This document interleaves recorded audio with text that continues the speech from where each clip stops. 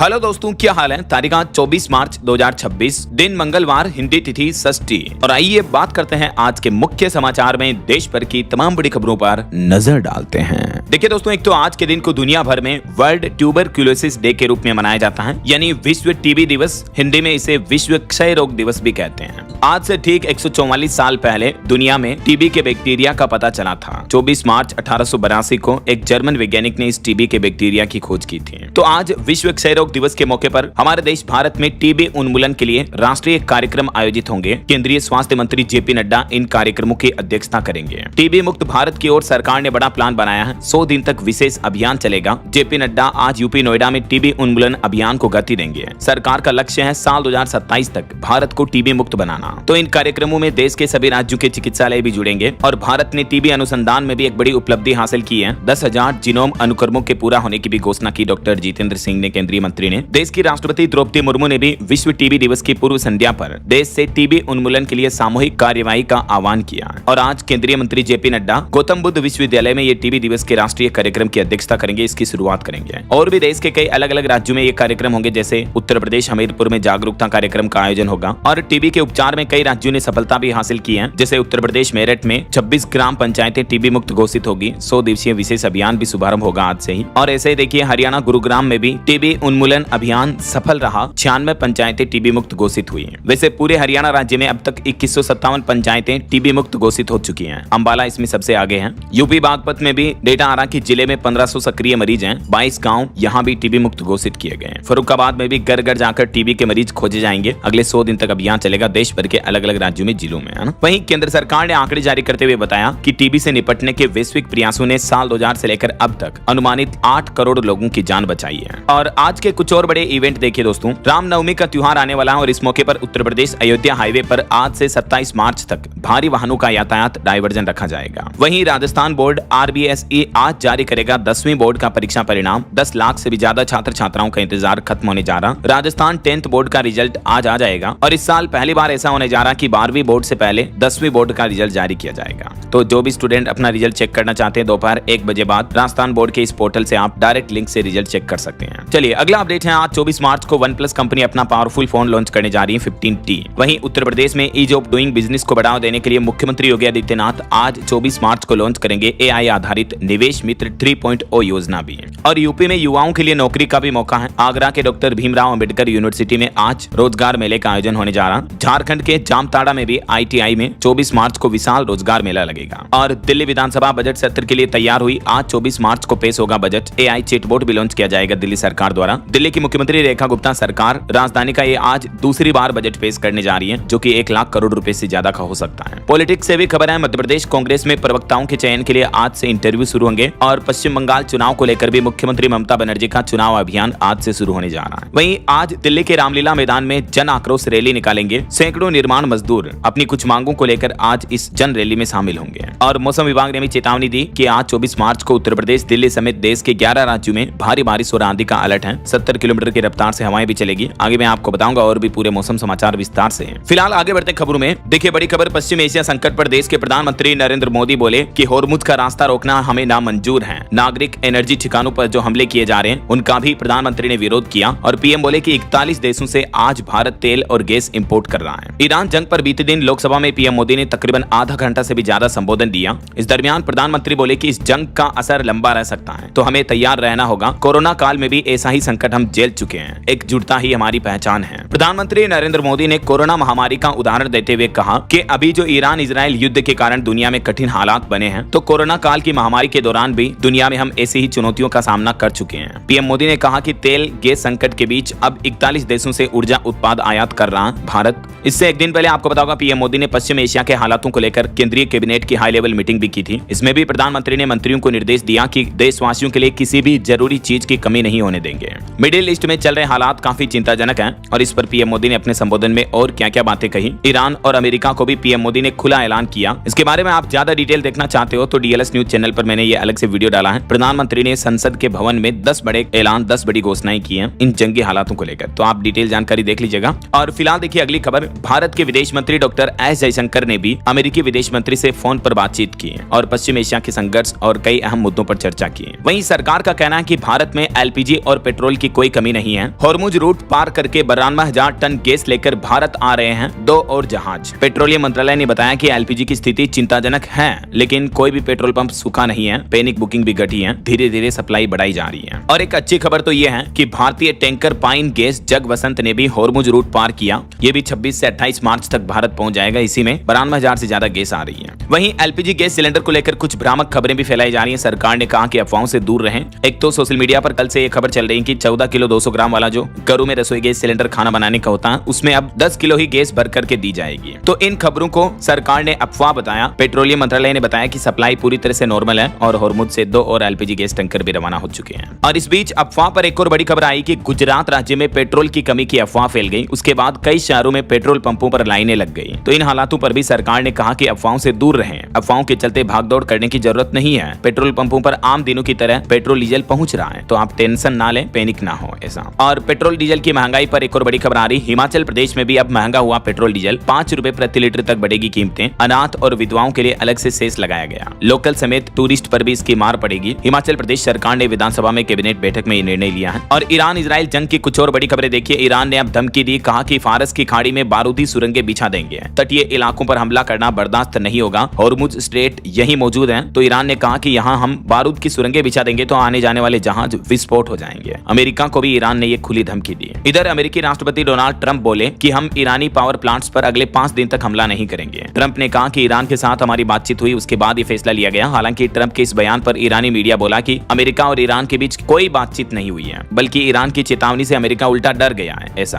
क्योंकि ईरान ने सीधी धमकी दे दी है कि फारस की खाड़ी में हम बारूदी विस्फोट की सुरंगें बिछा देंगे। तो कहीं न कहीं अब ये भी एक्सपर्ट्स का मानना है कि तेल बाजार को प्रभावित करने के लिए फेक न्यूज फैला रहा अमेरिका। ईरान ने ट्रंप के सभी दावों को नकार दिया। कहीं न कहीं देखा जाए तो इन जंग के हालातों में भी ट्रंप का झूठ बेनकाब होता दिख रहा है। जैसे भारत पाकिस्तान की जंग के समय ऑपरेशन सिंदूर के दौरान भी ट्रंप ने कई झूठे उल्टे सीधे बयान दिए थे ना, वैसे ही अभी ट्रंप बोल रहे हैं कि ईरान की हमारे साथ बातचीत हुई, लेकिन ईरान का कहना है कि कोई बातचीत नहीं हुई। ट्रंप का ये दावा झूठा निकला। उल्टा ईरान ने ट्रंप पर फेक न्यूज फैलाने का भी आरोप लगाया। देखिए जरा आप, जबकि इधर ट्रंप कह रहे हैं कि कई मुद्दों पर सहमति बनी है। और एक बड़ी खबर आ रही है कि ईरान की ताकत का गलत अंदाजा लगाया अमेरिका और इजराइल ने, क्योंकि ईरान ने जो हाल ही में इजराइल के डिमोना शहर पर हमला किया था, उससे इजराइल के डिफेंस सिस्टम की भी पोल खुल गई। ईरान के पास ऐसी मिसाइलें हैं जो 1500 किलोमीटर तक दूरी तय कर सकती हैं, और इन मिसाइलों को रोकने में इजराइल के थार्ड एरो और आयरन डोम जैसे डिफेंस सिस्टम भी फेल हो गए। इस वजह से इजराइल के इन शहरों में भारी तबाही मची। ये तस्वीरें देखकर आप खुद ही अंदाजा लगा सकते हैं कि इजराइल भी खामियाजा भुगत रहा ईरान पर हमलों का। वहीं अब ट्रंप का यह कहना है कि हम मुज्तबा खामेनेई को मारना नहीं चाहते हैं, जो कि ईरान के नए सुप्रीम लीडर बने हैं। जबकि ट्रंप बोले कि ईरान में भी वेनेजुएला की तरह नई सरकार बनेगी और इसके लिए एक खास शख्स से बातचीत भी कर रहे हैं। कुल मिलाकर देखा जाए तो डोनाल्ड ट्रंप हर एक घंटे अपने बयान बदलते रहते हैं। युद्ध छेड़ दिया, ईरान इजराइल को लड़वा दिया और अब उल्टे सीधे बयान दे रहे हैं। देखिए जरा। और इधर भारत के विदेश मंत्रालय का कहना है कि मिडिल ईस्ट जंग में 6 भारतीयों की मौत हुई। इजराइल में हमारे अपने सभी भारतीय नागरिक जो हैं वो सुरक्षित हैं। वहीं ब्रिटेन के प्रधानमंत्री कीर स्टारमर का भी एक बड़ा बयान सामने आ रहा। वो बोले कि ईरान से हमें सीधा कोई खतरा नहीं है, हमारा देश सुरक्षित है। और इन जंग के हालातों का असर धातुओं की कीमतों पर भी देखने को मिल रहा है। एल्यूमिनियम व स्टील महंगे होने से बर्तन 20% तक महंगे हुए। बिक्री में 30% तक की बड़ी गिरावट देखने को मिली है युद्ध के वैश्विक माहौल के कारण। इसके अलावा सोना चांदी जैसी महंगी चमकती धातुओं में भी भारी गिरावट देखने को मिल रही है। बीते दिन एक दिन के अंदर सोना 8,000 रुपए सस्ता हुआ, चांदी में 13,000 रुपए की भारी गिरावट देखने को मिली। ईरान जंग से लेकर अब तक 24 दिन में सोना 20,000 रुपए सस्ता हो चुका है और चांदी 47,000 रुपए टूट चुकी है। इतनी गिरावट के साथ ही चांदी का भाव 2 लाख रुपए के आसपास पहुंच चुका है और सोने की कीमतें भी अलग अलग कैरेट के हिसाब से आप देख सकते हैं। ज्वेलरी वाले 22 कैरेट गोल्ड का प्राइस तो 1,23,000 पर पहुंच चुका है। सोने चांदी में कीमतों में भारी गिरावट को लेकर और भी डिटेल जानकारी अगर आप देखना चाहते हो तो कल दिन में मैंने डीएलएस न्यूज चैनल पर ये अलग से वीडियो डाला है। ये आज की खबरें समाप्त होने के बाद आप ये वीडियो देख लीजिएगा। चलिए फिलहाल आगे बढ़ते हैं अपन खबरों में। देखिए अगला अपडेट, इसी साल 2026 में रूस की यात्रा पर जाएंगे प्रधानमंत्री नरेंद्र मोदी और 2030 तक दोनों देशों के बीच यानी भारत रशिया के बीच होगा तकरीबन $100 अरब का व्यापार भी। ये रूसी विदेश मंत्री की तरफ से बड़ी घोषणा की गई है पीएम मोदी के दौरे को लेकर। चलिए अगली खबर देखिए। बैंकिंग न्यूज से अपडेट आ रहा। बैंक ऑफ बड़ौदा ने महिलाओं के लिए शुरू की नई सर्विस, यूपीआई के जरिए मिल सकेगा लोन। देश की माताओं बहनों के लिए अच्छी खबर है। बैंक ऑफ बड़ौदा की तरफ से यह नई फैसिलिटी शुरू की गई है। अब यूपीआई के जरिए भी महिलाएं माताएं बहनें लोन ले पाएंगी। इस योजना के तहत जिन भी महिलाओं के पास जनधन खाता है वे 5,000 रुपए तक का ओवरड्राफ्ट लोन ले पाएंगी डायरेक्टली अपने फोन में यूपीआई ऐप के माध्यम से ही। इस सुविधा को एनपीसीआई, इंडियन बैंक्स एसोसिएशन और दीनदयाल अंत्योदय योजना के साथ मिलकर शुरू किया गया। इसका मकसद है गाँव की महिलाओं को आसान और सस्ता कर्ज उपलब्ध कराना। और खबर देखिए, यूपी कानपुर में कोडीन सिरप की अवैध बिक्री का मामला सामने आया। एसआईटी को मिली बिहार झारखंड झारखंड बंगाल में 6 नई फर्में भी हैं जो बच्चों के लिए घातक मौत वाला खांसी का सिरप बना रही थी। देखिए आप। वहीं खबर है पंजाब राज्य को केंद्र सरकार ने बड़ा तोहफा दिया। अब नए रूट से दौड़ेगी अमृतसर कटरा वंदे भारत ट्रेन, इस नए रूट पर चलेगी है। और बिहार के यात्रियों के लिए भी खुशखबरी है, कई स्पेशल ट्रेनें अब मई जून तक चलेगी। दिल्ली और हावड़ा रूट पर यह नई सुविधा मिलेगी। रेलवे ने यात्रियों की बढ़ती संख्या को देखते हुए ये प्लान बनाया है। कुछ और ट्रेनों की डिटेल जानकारी आप देख सकते हैं। चलिए बड़ी खबर देखिए, सीपीआई-एम ने आरोप लगाया, कहा कि चुनाव आयोग के दस्तावेज पर बीजेपी की सील नजर आई तो बीजेपी पार्टी बोली कि यह निष्पक्षता पर सवाल है। चुनाव आयोग ने इस पर सफाई दी कि यह एक क्लेरिकल एरर है, मतलब क्लेरिकल मिस्टेक रह गई है। देखिए आप। वहीं इधर राहुल गांधी वडोदरा में बोले कि मोदी 100% ट्रंप के कंट्रोल में है। उन्होंने दावा किया कि मोदी ने ट्रंप से कहा कि बिना पूछे किसी से तेल नहीं खरीदेंगे।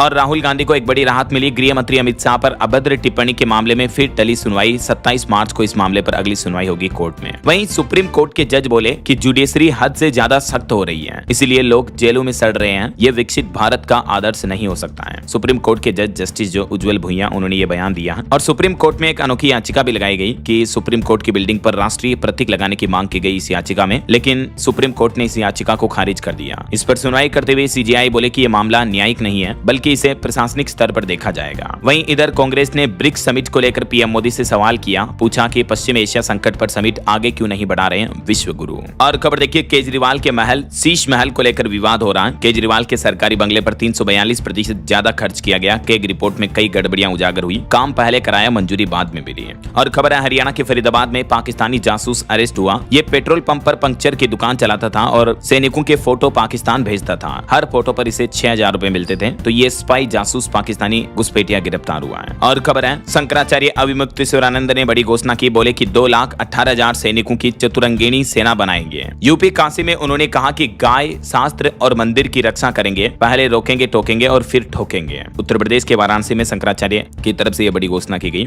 और वहीं बॉलीवुड से खबर है दोस्तों, फिल्म धुरंधर 2 ने 4 दिन में ही 750 करोड़ का कलेक्शन किया। हालांकि तमिलनाडु में इस फिल्म पर बैन लगाने की मांग की जा रही है। मद्रास हाईकोर्ट तक पहुंच चुका है मामला। और धुरंधर 2 में आर माधवन के सीन पर भी विवाद देखने को मिल रहा है। शिवसेना नेता ने गुरबाणी के अपमान पर उठाया सवाल। और वहीं धुरंधर 2 का रणवीर सिंह का गोस्ट लुक भी वायरल हो रहा है। मेकअप आर्टिस्ट ने इनका ट्रांसफॉर्मेशन वीडियो भी शेयर किया। और खबर है उत्तराखंड के यूट्यूबर UK07 अनुराग डोभाल की सेहत में अब सुधार हो रहा। वो बोले कि मुझे सगे माँ बाप से प्यार नहीं मिला, लेकिन फैंस के पेरेंट्स ने मुझे अनाथ नहीं होने दिया। एक्सीडेंट के बाद अब जाकर उन्होंने ये वीडियो शेयर किया। और आर्टिफिशियल इंटेलिजेंस पर एक रिपोर्ट सामने आ रही कि AI के आगे IT इंडस्ट्री अभी भी टिकी हुई है। AI कोई खतरा नहीं है, बल्कि IT फर्मों के पास 37 लाख करोड़ का मौका है आर्टिफिशियल इंटेलिजेंस के माध्यम से और ज्यादा ग्रोथ करने का। वहीं देखिए बुजुर्गों और युवाओं को लेकर एक रिपोर्ट आ रही कि देश के बड़े शहरों में इंटरजेनरेशनल कल्चर देखने को मिल रहा है। बुजुर्गों का छात्रों के साथ रहने का एक नया ट्रेंड सामने आ रहा है। इससे बुजुर्गों का भी अकेलापन दूर होगा। दिल्ली जैसे बड़े शहरों में ये पैटर्न देखने को मिल रहा है। आजकल बुजुर्ग और स्टूडेंट साथ साथ रह रहे हैं। और आपकी हेल्थ को लेकर भी एक रिपोर्ट सामने आ रही कि गर्मी के मौसम में अगर डिहाइड्रेशन हुआ तो ब्लड प्रेशर BP बढ़ सकता है। जिन लोगों को हाई BP की समस्या तो गर्मी में वो विशेष ध्यान रखें। डॉक्टरों और हेल्थ एक्सपर्ट्स की चेतावनी है कि गर्मियों में अक्सर पानी की कमी से ब्लड वेसल्स सिकुड़ने लगती हैं, तो इसीलिए हार्ट और BP के पेशेंट्स जरा ध्यान दें, भरपूर पानी पीते रहें, डिहाइड्रेशन की समस्या ना होने दें। चलिए खबर है देश के सबसे बड़े एयरपोर्ट के लिए 5428 हेक्टेयर जमीन का अधिग्रहण किया जाएगा। 25,000 परिवारों का विस्थापन होगा। उत्तर प्रदेश के जेवर में जो नोएडा इंटरनेशनल एयरपोर्ट बन रहा तो उसके लिए इतनी जमीन अधिग्रहित की जा रही है ऐसा। वहीं खबर है रेस्टोरेंट, ढाबा और होटलों को अब नहीं होगी गैस सिलेंडर की कमी, बस OMC में कराना होगा रजिस्ट्रेशन।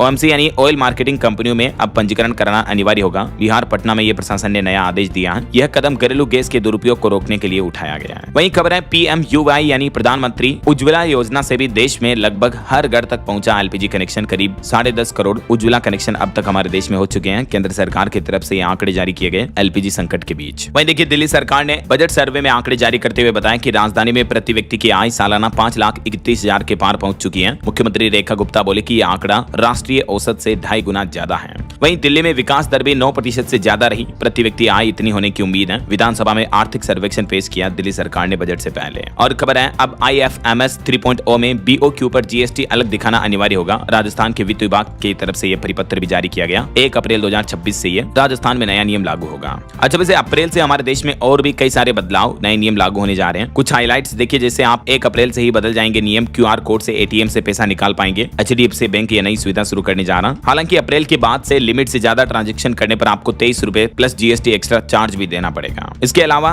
बिहार में देखिए सरकारी स्कूलों में 1 अप्रैल से अनिवार्य होगा कंप्यूटर कोर्स भी। बिहार शिक्षा विभाग की तरफ से नया पाठ्यक्रम भी बनाकर तैयार कर लिया गया है। वहीं अब सिर्फ पिन से नहीं होगा पेमेंट। भारतीय रिजर्व बैंक आरबीआई ने भी ऑनलाइन ट्रांजैक्शन को सिक्योर करने के लिए एक नियम बदल दिया है और 1 अप्रैल 2026 से ही भारत में पेमेंट करने का तरीका पूरी तरह से बदल जाएगा। रिजर्व बैंक ने बैंकिंग डिजिटल फ्रॉड रोकने के लिए अब दोहरी सुरक्षा अनिवार्य कर दी है, यानी 2 स्टेप वेरिफिकेशन कंप्लीट करना होगा हर डिजिटल पेमेंट के लिए। बायोमेट्रिक और डायनेमिक दोनों तरह के वेरिफिकेशन जरूरी होंगे। ये सिस्टम ओटीपी की कमजोरी को दूर करेगा। इसके अलावा भी अगर डिजिटल फ्रॉड से साइबर क्राइम साइबर फ्रॉड से आपका बैंक में पैसा डूबा तो बैंकों को हर्जाना भरना होगा। रिजर्व बैंक ने ये भी सख्त चेतावनी दी है कि ग्राहकों को उनके अधिकार मिलने चाहिए। ऐसा तो ये कुछ न्यू रूल्स आपको 1 अप्रैल से ही देखने को मिलेंगे। बहरहाल अभी तो अपन कुछ और महत्वपूर्ण और काम की खबरें देखेंगे दोस्तों, लेकिन फिलहाल वक्त तो चला है आज के ताजा मौसम समाचार जानने का। और हाँ, एक छोटी सी रिक्वेस्ट आपसे ये है कि अगर आप डीएलएस न्यूज चैनल से अभी तक भी जुड़े नहीं हो तो जुड़ जाइए, चैनल को सब्सक्राइब करके बेल आइकन जरूर दबा दीजिए और इस वीडियो पर एक लाइक और शेयर भी कर देना ताकि आपको रोजाना की ताजा खबरें, महत्वपूर्ण मुख्य समाचार, काम के न्यूज अपडेट सबसे पहले आपके मोबाइल पर मिलते रहेंगे। ओके, और चलिए बिना टाइम वेस्ट किए सीधा आगे बढ़ते हैं मौसम अपडेट में। तो देखिए राजधानी दिल्ली में इस मार्च महीने में बारिश का नया रिकॉर्ड बना। मार्च में 18.6 mm बारिश हुई। आईएमडी यानी भारतीय मौसम विज्ञान विभाग का कहना है कि अभी तो 2 दिन और बरसेंगे बादल। इधर राजस्थान दिल्ली में भी बारिश देखने को मिल रही है। उड़ीसा पुरी में कोहरा छाया। उत्तराखंड के केदारनाथ में 4 फीट तक बर्फ जमी है। इतनी भारी बर्फबारी देखने को मिल रही है और मौसम विभाग का कहना है कि 3 दिन बाद फिर से एक्टिव होगा वेस्टर्न डिस्टर्बेंस और इस वजह से कई राज्यों में बारिश फिर से देखने को मिलेगी। कुछ अलग अलग राज्यों के मौसम की स्थितियां देखिए आप। राजस्थान के जयपुर समेत कई जिलों में बीते दिन भी बारिश देखने को मिली। बालोतरा में ओले गिरे, किसानों की फसलों को भारी नुकसान पहुंचा।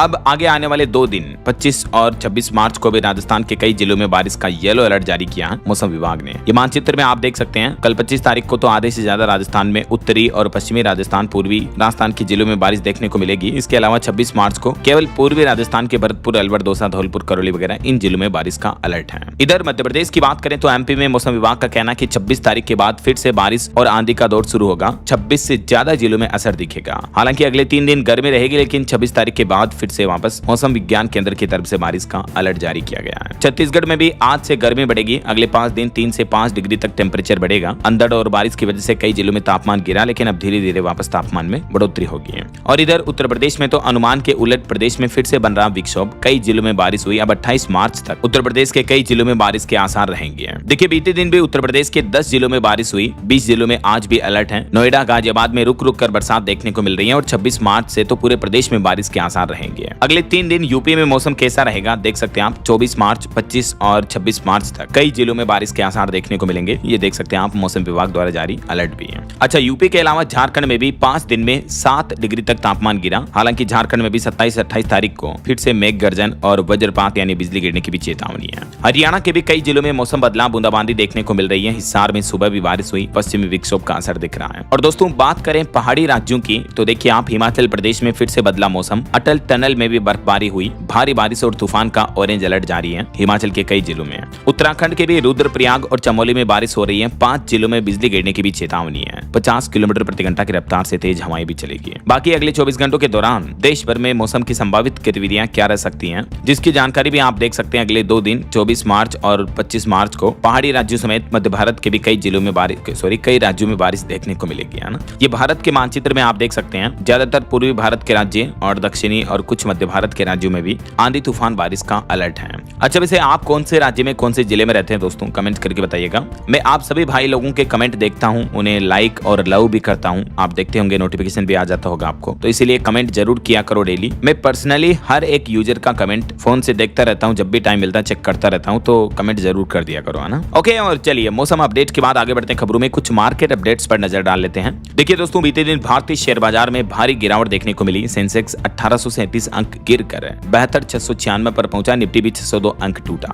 और सोने चांदी के भाव में तो 40 साल की सबसे बड़ी साप्ताहिक गिरावट देखने को मिली। मैंने आपको बताया था अपडेट भी। वहीं खबर आ रही कि एक महीने में शेयर मार्केट में गिरावट के चलते 51 लाख करोड़ रुपए साफ हो गए। अमेरिका, ईरान और इजराइल के बीच जो युद्ध चल रहा है, इस वजह से भारतीय शेयर बाजार में भारी गिरावट हुई है और निवेशकों के लाखों करोड़ रुपए स्वाह हो गए। वहीं भारतीय रुपया भी डॉलर के मुकाबले 94.01 के सबसे निचले स्तर पर बंद हुआ। इतनी बड़ी गिरावट देखने को मिली इंडियन करेंसी में भी। चलिए मार्केट अपडेट्स के बाद आगे बढ़ते हैं खबरों में। देखिए अगली बड़ी खबर, अब पैरासीटामोल दवाई भी सुरक्षित नहीं है। सरकार ने इसकी बिक्री पर रोक लगाई। 90 तरह की दवाओं की जांच की जाएगी। DGCI यानी भारत के औषधि महानियंत्रक की तरफ से 90 तरह की FDC दवाओं पर देशव्यापी कार्रवाई शुरू कर दी है, जिसमें पैरासीटामोल, अक्सर हमें बुखार वगैरह आती, दर्द हो रहा तो हम ये दवाई ले लेते हैं, लेकिन इस पर भी अलग अलग तरीके की दवाओं पर सरकार ने रोक लगाने का आदेश दिया है। कौन कौन सी दवाएं जांच के घेरे में है, कुछ दवाओं के नाम और लिस्ट भी आप देख सकते हैं। वहीं किसानों की कर्ज माफी को लेकर वित्त मंत्री निर्मला सीतारमण ने क्लियरली जानकारी देते हुए बताया कि अभी सरकार का पूर्ण कर्ज माफी का कोई प्रस्ताव नहीं है। खुद वित्त मंत्री ने लोकसभा में इस बात की जानकारी दी, यानी किसान कर्ज माफी से फिलहाल केंद्र सरकार ने सीधा सीधा इनकार कर दिया है। हमारे देश भर के लाखों करोड़ों किसानों पर अभी काफी बड़ा कर्जा है। देखिए आप अकेले राजस्थान में ही लगभग 2 लाख करोड़ रुपए का कर्ज बाकी है किसानों पर। ओके, और चलिए आगे बढ़ते हैं खबरों में। देखिए आप अगला अपडेट, यूपी कैबिनेट बैठक के कुछ बड़े फैसले। उत्तर प्रदेश में अब जमीन के लैंड यूज के लिए नक्शा पास कराना ही काफी होगा। गेहूं की खरीद का मूल्य MSP 160 रुपए बढ़ाया गया है, किसानों को यह बड़ा तोहफा दिया। इसके अलावा यूपी गोरखपुर में सोलर सिटी बनाई जाएगी। और भी कैबिनेट बैठक में टोटल 35 प्रस्ताव पास किए गए हैं। मुख्यमंत्री योगी आदित्यनाथ की अध्यक्षता में यह कैबिनेट बैठक हुई और इसमें 37 में से 35 प्रस्तावों को पास कर दिया है सीएम योगी ने। तो योगी कैबिनेट के कुछ अहम फैसलों की डिटेल देखिए आप। उत्तर प्रदेश में नॉर्थ साउथ कॉरिडोर को यूपी कैबिनेट की मंजूरी मिली। भारत और नेपाल के बीच व्यापार को बढ़ावा मिलेगा, गति मिलेगी इस नए कॉरिडोर रूट से। वहीं खबर है यूपी संभल में 24 कोसीय तीर्थ परिक्रमा मार्ग को विकसित करने जा रही योगी सरकार। कैबिनेट बैठक में यह भी फैसला लिया गया। और उत्तर प्रदेश कैबिनेट बैठक में किसानों के हित में भी बड़ा निर्णय रहा। गेहूं का न्यूनतम समर्थन मूल्य MSP बढ़ा दी गई है।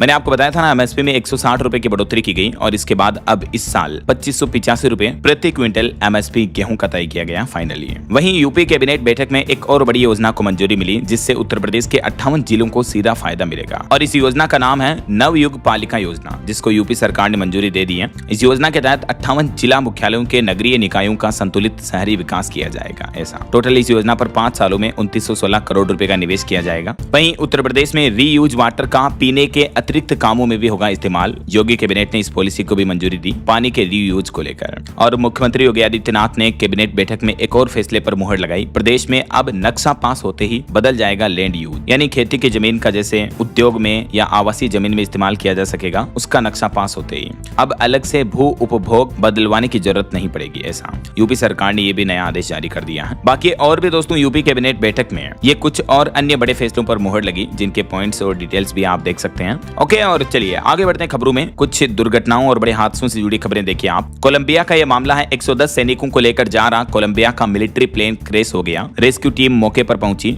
और अब तक बताया जा रहा है कि इस कोलंबिया के वायुसेना के विमान क्रैश में एक की मौत हुई, 77 लोगों को जिंदा निकाला गया। टोटल 125 कोलंबियाई सैनिक इस विमान में सवार थे।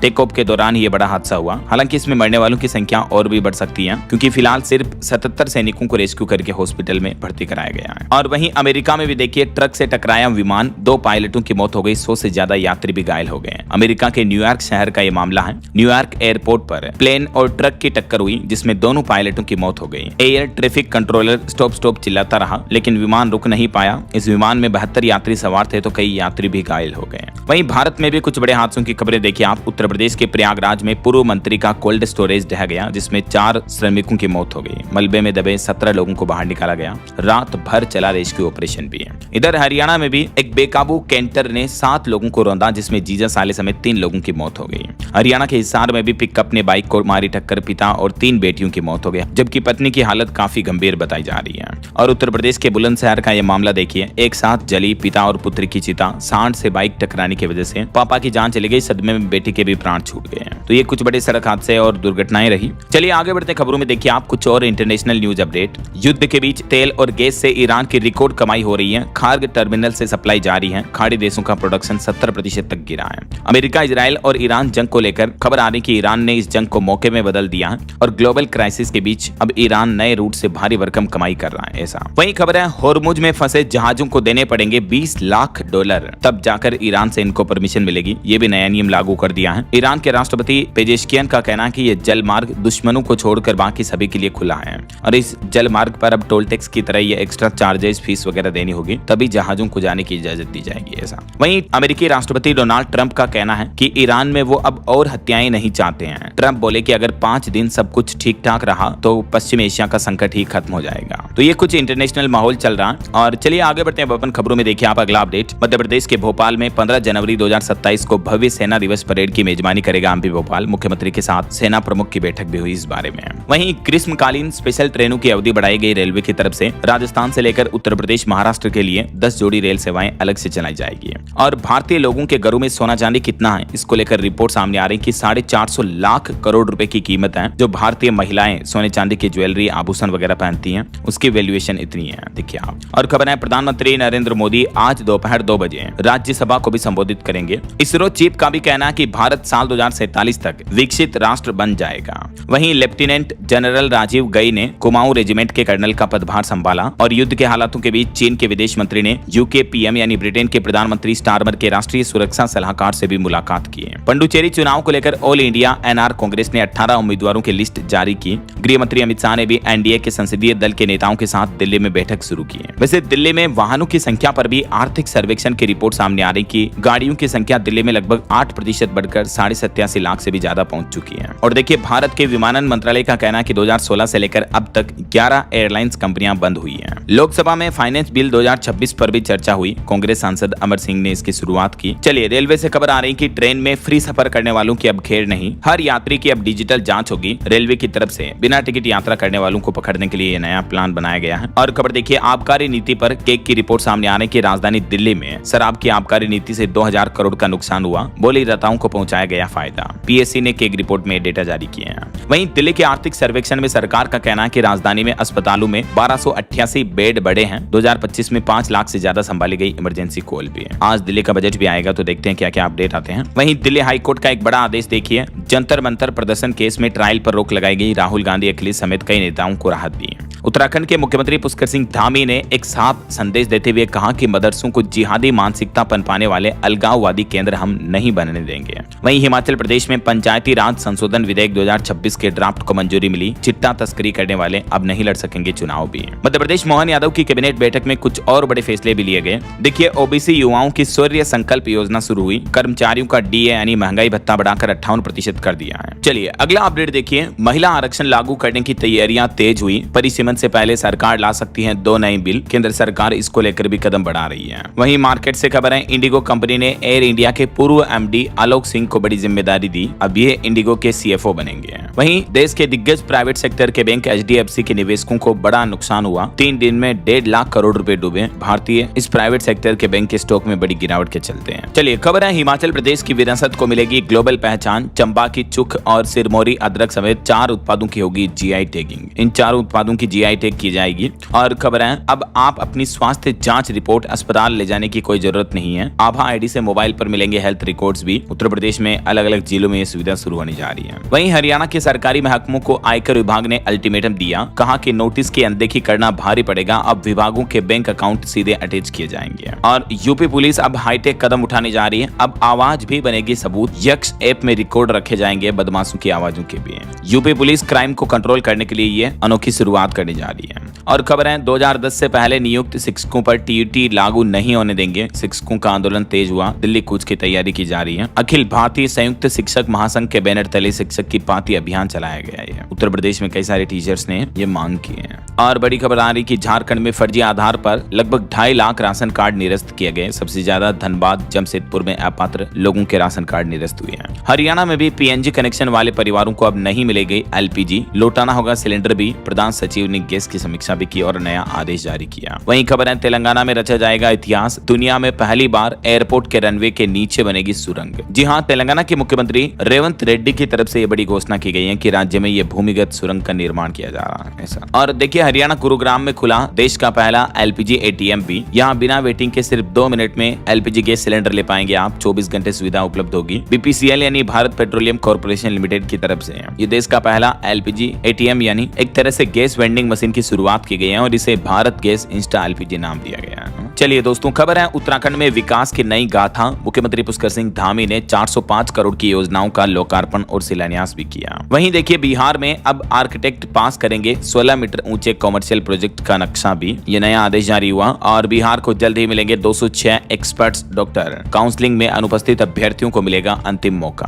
और साइबर फ्रॉड का एक बड़ा नेटवर्क ध्वस्त किया। यूपी पुलिस ने गिरोह के 5 सदस्य गिरफ्तार किए। 17 बैंक बैंक खातों से देश भर में 58 करोड़ रुपए की साइबर ठगी की थी इन बदमाशों ने। वहीं मध्य प्रदेश में शासकीय कर्मचारियों और पेंशनरों के डीए में 3% बढ़ोतरी को मंजूरी मिली। ओबीसी युवाओं को सेना और पुलिस के भर्ती के लिए मुफ्त प्रशिक्षण भी दिया जाएगा। मध्य प्रदेश की मोहन यादव कैबिनेट बैठक में ये कुछ बड़े फैसले लिए गए और भी डिटेल जानकारी आप देख सकते हैं स्क्रीन पर। वहीं खबर है 8 करोड़ से होगा रोहनिया की ग्राम पंचायतों का विकास, यूपी में यह फैसला लिया गया है। इसके अलावा उत्तर प्रदेश की राजधानी लखनऊ में विकास के कई बड़े प्रोजेक्ट्स को भी कैबिनेट से मंजूरी मिली। इंटरनेशनल एग्जीबिशन सह कन्वेंशन सेंटर से मिलेगी नई पहचान। रिंकू सिंह को सीएम योगी ने बड़ा तोहफा दिया, बनेंगे स्पोर्ट्स ऑफिसर। 6 खिलाड़ियों को सरकारी नौकरी की सौगात भी दी है। और उत्तर प्रदेश में 57,000 महिलाओं को बनाया जाएगा बीमा सखी। इन्हें ट्रेनिंग के साथ साथ स्टाइपेंड और पॉलिसी कराने पर कमीशन भी दिया जाएगा। उत्तर प्रदेश राज्य ग्रामीण आजीविका मिशन की यह नई पहल है। वहीं जल्द ही यूपी के उपभोक्ताओं को मिलेगी सस्ती बिजली। योगी सरकार के इस कदम से जनता को बड़ी राहत मिलने जा रही है। यूपी सरकार ने झारखंड की पछवाड़ा साउथ कोल खदान के लिए इतना बजट मंजूर कर दिया है। ऐसा चलिए खबर है राजस्थान में। देखिए डोटासरा बोले कि विदेश नीति संकट से जनता जूझ रही है, तो 1 अप्रैल से राजस्थान में कांग्रेस संगठन बढ़ाओ लोकतंत्र बचाओ अभियान चलाएगी। ऐसा और बड़ी खबर देखिए राजस्थान के जयपुर में 1000 किलो नकली पनीर और 800 किलो घी पकड़ा गया। मेवात से बर्फ से भरे बॉक्स में छुपा करके इसे लाया जा रहा था। रंग मिला करके मिर्च पाउडर बनाया हुआ वो भी जब्त किया गया। देखिए मतलब खाने पीने की ढेर सारी नकली सामग्री पकड़ी है राजस्थान जयपुर पुलिस ने। इसलिए तो मैं आपको रोजाना कहता रहता हूँ कि हमेशा सावधान रहें, खाने पीने की चीजों को लेकर अलर्ट रहें, है ना। चलिए कुछ एजुकेशनल अपडेट्स देख लेते हैं। देखिए दिल्ली की तकनीकी शिक्षा में जबरदस्त उछाल देखने को मिला। दाखिले में 135% तक की बढ़ोतरी हुई। वहीं भारत चीन ट्रेड बॉर्डर लीपुल 1 पास दोबारा शुरू हो चुका है। INS तारागिरी नौसेना में शामिल होगा। करंट अफेयर्स को लेकर ये कुछ इंपोर्टेंट अपडेट है। और राजस्थान में RS इंटरव्यू का 9वां चरण 1 अप्रैल से शुरू होगा। हरियाणा में अनुकंपा नियुक्तियों की समीक्षा होगी। 2021 से 26 तक का पूरा रिकॉर्ड चेक किया जाएगा वापस सरकार द्वारा। और उत्तर प्रदेश में कक्षा 5वीं और 8वीं की 24 मार्च को होने वाली परीक्षा अब 28 मार्च को होगी। वहीं यूपी रोडवेज बसों में ड्राइवर की भर्ती प्रक्रिया भी शुरू हुई। पहले ही दिन चालकों का टेस्ट भी शुरू हुआ। और उत्तर प्रदेश में अक्टूबर-नवंबर में यूपी पुलिस कंप्यूटर ऑपरेटर की भर्ती परीक्षा भी आयोजित करेगी। ओके और अंत में आज के राशिफल पर नजर डाल लेते हैं। देखिए तुला और वृश्चिक राशि वालों को करियर में फायदा मिल सकता है और मीन राशि वालों की जिम्मेदारियां बढ़ने की संभावना भी है। और भी कुछ अलग अलग राशियों का राशिफल आप देख सकते हैं स्क्रीन पर। और हाँ दोस्तों, आप मुझे कमेंट करके बताइए कि अभी हमारे देश में सबसे लंबे समय तक सरकार में रहने वाले नेता कौन बन चुके हैं, किसके नाम ये रिकॉर्ड है अभी कमेंट करके बताइए। सही जवाब देने वाले लोगों को रैंडमली सेलेक्ट होने पर DLS न्यूज टीम की तरफ से शानदार सरप्राइज गिफ्ट जीतने का मौका मिलेगा। और इसी के साथ ही अगर आपको वीडियो अच्छा लगा तो इसे लाइक करना, शेयर भी करना। DLS न्यूज चैनल को सब्सक्राइब करके बेल आइकन जरूर दबा देना रोजाना ऐसी इंफॉर्मेटिव जानकारियां, महत्वपूर्ण समाचार देखते रहने के लिए। ओके, ख्याल रखिएगा अपने आप का, अपने परिवार का। मिलेंगे अगले नेक्स्ट अपडेट में, तब तक के लिए जय हिंद, जय भारत, वंदे मातरम।